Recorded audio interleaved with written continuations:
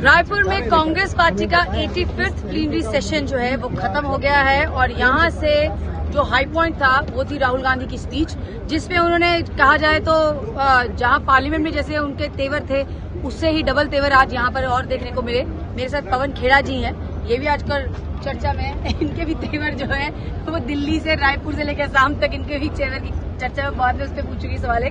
लेकिन इससे पहले पवन जी, राहुल जी की स्पीच, उस पर उन्होंने साफ कहा डरने वाले नहीं है, पूरी की पूरा उन्होंने जो है चाइना पे जयशंकर जी पे हमला बोला।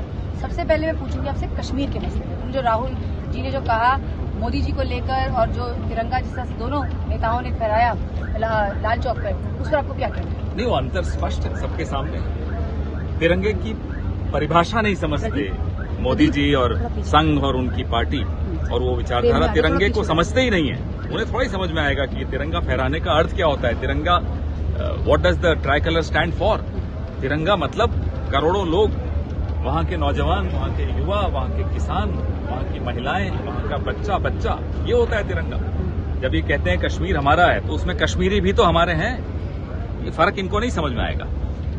इसके साथ साथ जयशंकर जी पे भी उन्होंने जो है जवाब देते हुए कहा, जो जयशंकर जी ने कहा था चाइना के संदर्भ में। देखिए, एक प्रतियोगिता चल रही है। पहले मोदी जी क्लीन चिट देते हैं चीन को, फिर जयशंकर जी उनसे भी एक कदम आगे बढ़ के कहते हैं साहब चीन तो बहुत बड़ा है, इतना बड़ी उसकी अर्थव्यवस्था है, हम उनसे कैसे मुकाबला कर सकते हैं। ऐसी सरकार पे लानत है जो इतना डरती है चीन से कि एक बहादुर सेना होने के बावजूद इस तरह की टिप्पणी मंत्री जब करते हैं तो उस सेना के दिल पर क्या गुजरती होगी, इस देश के नागरिकों के दिल पर क्या गुजरती होगी, जिसने 20-22 नौजवान हमारे शहीद हुए पुलवामा। आप सोचिए, उसके बाद अगर इस तरह की बातें सुनाई देती हैं हमारे मंत्रियों से तो डिमोरलाइज करती है। राहुल जी ने कहा कांग्रेसी सत्याग्रही है और उधर दूसरे उन्होंने हमला बोलते हुए बीजेपी जो सत्याग्रही है, ऐसे देखते हैं। वो भी अंतर सबके सामने आ रहा है।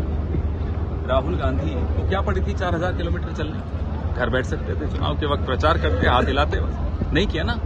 संघर्ष करने को तैयार हैं और अभी फिर से संघर्ष करने को तैयार हैं। हम में से सब तो उन्हीं को देखकर थोड़ी प्रेरणा लेते हैं, लेकिन आपने उस व्यक्ति को देखा, पांव में चोट, दर्द, फिर भी चलते चले जा रहे। तो ये अंतर भारतीय जनता पार्टी को, खैर उम्मीद नहीं करते कि उन्हें समझ में आएगा, लेकिन ये अंतर लोगों को दिख रहा है। अब आते हैं दिल्ली पर, जहां से मतलब मनीष सिसोदिया जी सीबीआई क्वेश्चनिंग कर रही है उनसे, क्या कहना है आपको? स्नूपिंग वाला मसला भी है, तो अलग मसला है, लिकर वाले पे स्नूपिंग भी एक और। वो ऐसी सरकार है जिसपे कुछ भी बोलना, उनको तो क्लीन चिट दी नहीं जा सकती। हाँ, इस पे मेरी एक ऑब्जर्वेशन है कि जब एजेंसियों का आप लगातार इतना दुरुपयोग कर देते हो कि कभी वो एजेंसी सही काम भी करे या सही कदम भी उठाए तो उस पर फिर भी सवाल लग जाते हैं। तो इस तरह का दुरुपयोग नहीं होना चाहिए कि दिल्ली में अगर सही काम भी कर रही है एजेंसी तो उन पर भी संशय हो जाए लोगों को। फाइनल क्वेश्चन, आपका खुद का केस है, आपको फिर से एक बार अब जब यहाँ से दिल्ली जाएंगे फिर आपको जो है अरेस्ट करने की या सामने जाने की जो भी कहे प्रक्रिया, कानूनी प्रक्रिया है, कानूनी प्रक्रिया चलनी चाहिए,